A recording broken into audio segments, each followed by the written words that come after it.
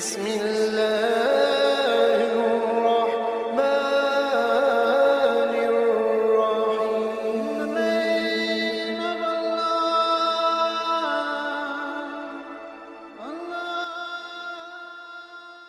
بسم اللہ الرحمن الرحیم.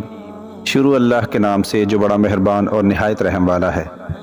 ایک بار حضرت موسیٰ علیہ السلام نے اللہ تعالیٰ سے پوچھا کہ یا اللہ، جتنا میں آپ کے قریب ہوں، آپ سے بات کر سکتا ہوں، اتنا کوئی اور قریب ہے؟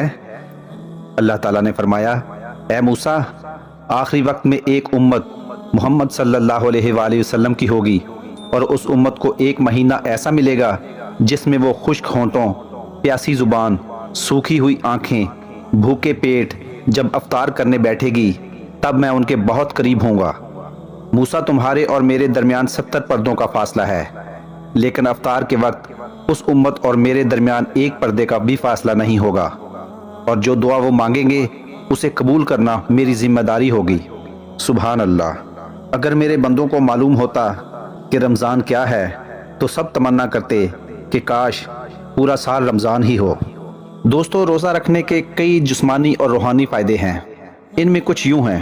نمبر 1، روزہ انسان کو صبر اور شکر کرنے والا بناتا ہے. نمبر 2، روزہ رکھنے سے اللہ تعالیٰ کی رضا اور خوشنودی حاصل ہوتی ہے. نمبر 3، روزہ رکھنے سے اخلاق و روحانیت کی قوتیں پیدا ہوتی ہیں. نمبر 4، روزہ انسان کے دل و دماغ کو روشن بناتا ہے. نمبر 5، روزہ میں بھوک پیاس کی تکلیف گناہوں کا کفارہ بن جاتی ہے. نمبر 6، روزہ رکھنے سے انسان میں انکساری اور عاجزی پیدا ہوتی ہے. نمبر 7، روزہ دار ہر وقت اللہ تعالیٰ کی عبادت میں شمار ہوتا ہے. نمبر 8، روزہ ایک ایسی عبادت ہے جس کا اجر اللہ تعالیٰ خود دے گا. نمبر 9، روزہ انسان میں ایک دوسرے کے لیے ہمدردی پیدا کرنے کا بہترین ذریعہ ہے. نمبر 10، روزہ رکھنے سے انسان میں غریبوں کی ضرورتوں کا احساس پیدا ہوتا ہے. نمبر 11، روزہ جسمانی صحت کو بہتر بناتا ہے. نمبر 12، روزہ رکھنے سے جسم میں موجود فاسد مادے خشک ہو جاتے ہیں. نمبر 13، روزہ دماغی کام کرنے کی صلاحیت کو بڑھاتا ہے. نمبر 14، روزہ شوگر لیول کو کنٹرول کرنے میں اہم کردار ادا کرتا ہے.